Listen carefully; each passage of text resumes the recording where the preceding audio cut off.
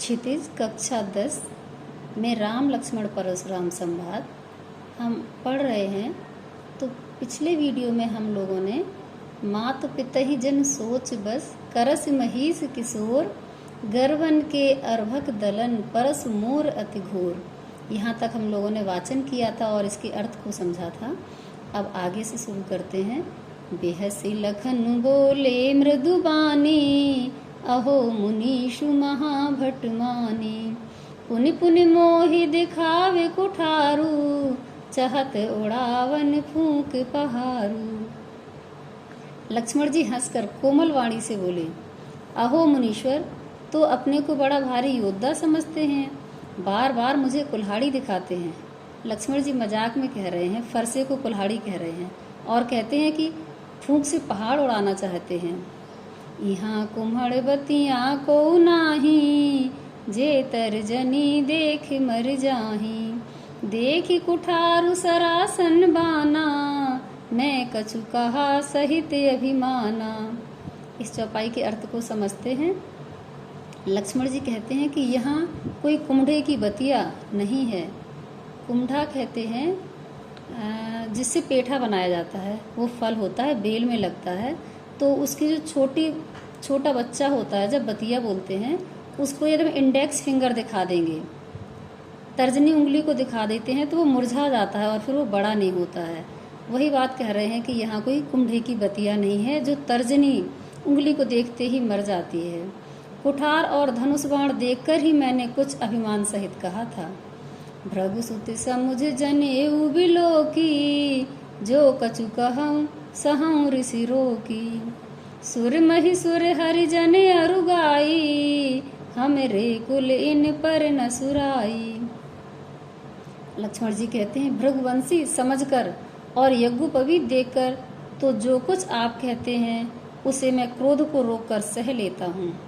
देवता, ब्राह्मण, भगवान के भक्त और गौ, इन पर हमारे कुल में वीरता नहीं दिखाई जाती। बंधे पाप अपकीरति हारे, मारत हूँ पापरिय तुम्हारे, कोटि कुलिस सम बचनु तुम्हारा, व्यर्थ धरहु धनुबान कुठारा। क्योंकि इन्हें मारने से पाप लगता है। आगे की चौपाई में कहा है ना कि सुर महिसुर हरिजन अरुगाई, तो इनको मारने से पाप लगता है और इनसे हार जाने पर अपकीर्ति होती है। इसलिए आप मारें तो भी आपके पैर ही पड़ना चाहिए।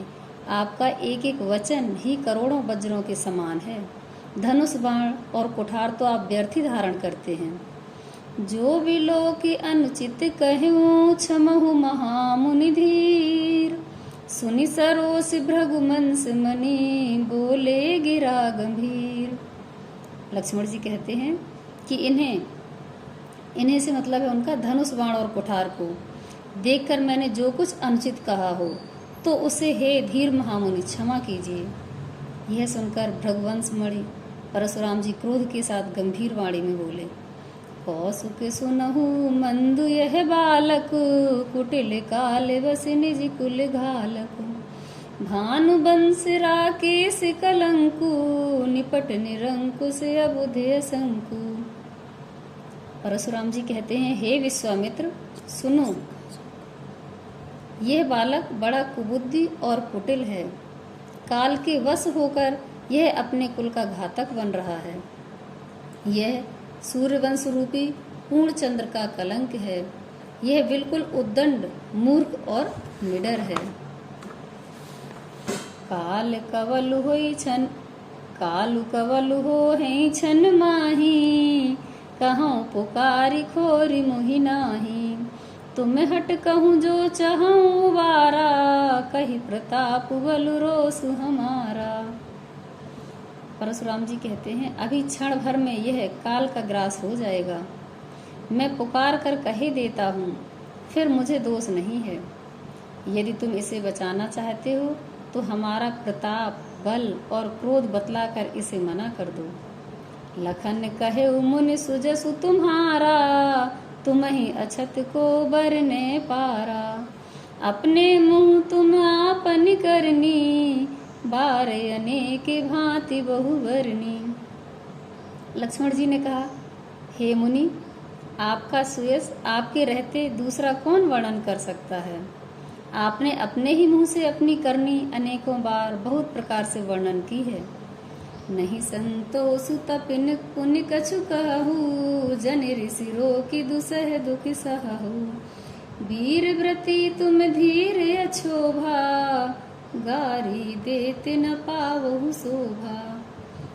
लक्ष्मण जी कहते हैं कि आपने अपनी प्रशंसा कर ही ली है, लेकिन इतने पर भी संतोष ना हुआ हो तो फिर कुछ कह डालिए। क्रोध को रोककर असह दुख मत सहिए। आप वीरता का व्रत धारण करने वाले, धैर्यवान और क्षोभ रहित हैं, गाली देते शोभा नहीं पाते। सूर समर करनी करही, कही न जनावहु आप। विद्यमान रन पाई रिपु, कायर कथहि प्रताप। सूरवीर तो युद्ध में करनी मीन्स सूरवीरता का कार्य करते हैं, कहकर अपने को नहीं जनाते। शत्रु को युद्ध में उपस्थित पाकर कायर ही अपने प्रताप की डींग मारा करते हैं। आज इतना ही करते हैं। और ये रामचरितमानस की रचना तुलसीदास जी ने अवधी भाषा में की है। तो आप इसको अच्छे से समझने के लिए इसी पुस्तक में पेज नंबर 16 में शब्द संपदा दी गई है, जिसमें आपको शब्द कठिन लगते हैं तो उनका अर्थ पढ़ लीजिए और इसका वाचन करिए तो आपको अर्थ समझ में आ जाएगा।